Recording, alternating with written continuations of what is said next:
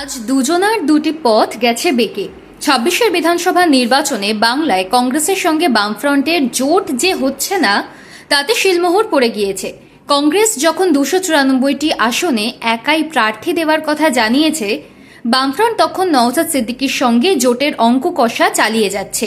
প্রথমটায় অবশ্য গত দুবারের মতো কংগ্রেসের সঙ্গে জোট করেই বিধানসভা নির্বাচনে যাওয়ার আগ্রহ দেখিয়েছিল বামফ্রন্ট, বিশেষত সিপিআইএম। আসন্ন বিধানসভা নির্বাচনকে সামনে রেখে একাধিকবার জোট আলোচনায় বসেওছে সিপিআইএম। চিঠি দিয়েছিলেন নওশাদ সিদ্দিকীও, কিন্তু আব্দুল মান্নান, অধীর রঞ্জন চৌধুরীর জামানায় যেটা সম্ভব হয়েছে, তা এবার শুভঙ্কর সরকারের প্রদেশ কংগ্রেসের সভাপতিত্বের সময় সম্ভব হয়নি।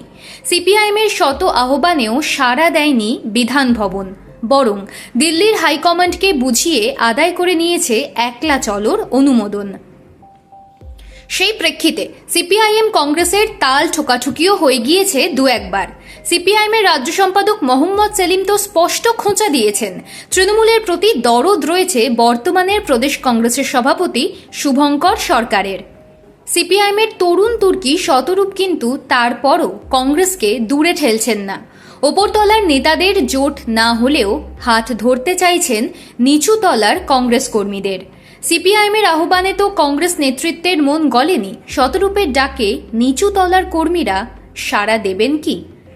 কংগ্রেসের সঙ্গে যে এবার সিপিএমের কোনো জোট হচ্ছে না, তা স্পষ্ট হয়ে যাওয়ার পরও জোটের কথা বলছেন বাম নেতা শতরূপ ঘোষ। জলপাইগুড়িতে গিয়ে কংগ্রেসকে পাশে থাকার আহ্বান জানালেন তিনি। দলের বাধ্যবাধকতাকে সরিয়ে রেখে আসন্ন নির্বাচনে কংগ্রেস কর্মীদের সিপিএমের সঙ্গে হাতে হাত রেখে লড়াই করার আহ্বান জানিয়ে বাম কংগ্রেস অলিখিত জোটের জল্পনা আরও একবার উস্কে দিলেন সিপিএমের রাজ্য কমিটির সদস্য শতরূপ ঘোষ। বামেদের এই তরুণ নেতার মন্তব্য ঘিরে স্বাভাবিকভাবেই রাজনৈতিক মহলে তুমুল শোরগোল।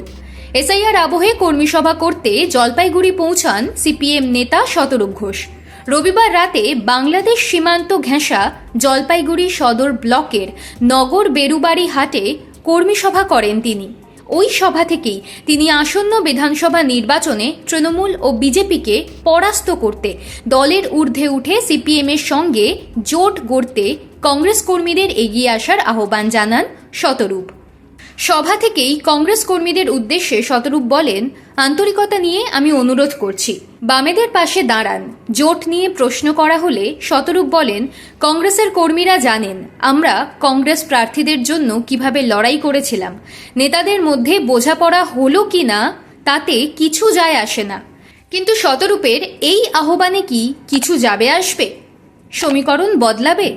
ওপরতলায় আলিমুদ্দিন আর বিধান ভবনের জোট হলেও যেখানে পুরনো তিক্ততার স্মৃতি সাপেক্ষে নিচুতলায় কংগ্রেসের ভোট সিপিএমের ঘরে বা সিপিএমের ভোট কংগ্রেসের বাক্সে আদেও ঢুকেছে কিনা তা নিয়ে প্রশ্ন থেকে যায়, সেখানে এবার খাতায় কলমেই জোট যখন হয়নি, তখন কি চিঁড়ে ভিজবে শতরূপের ডাকে?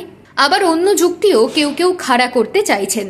বিজেপির তরফে অনেকবার বাম ও কংগ্রেসকে নিজেদের পতাকা অন্তত একবারের জন্য সরিয়ে তৃণমূলকে সরাতে পদ্মে ভরসা রাখার আহ্বান করা হয়েছে।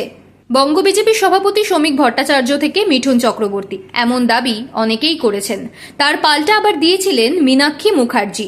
বিজেপি সমর্থকদের ভেবে দেখার আবেদন রেখেছেন।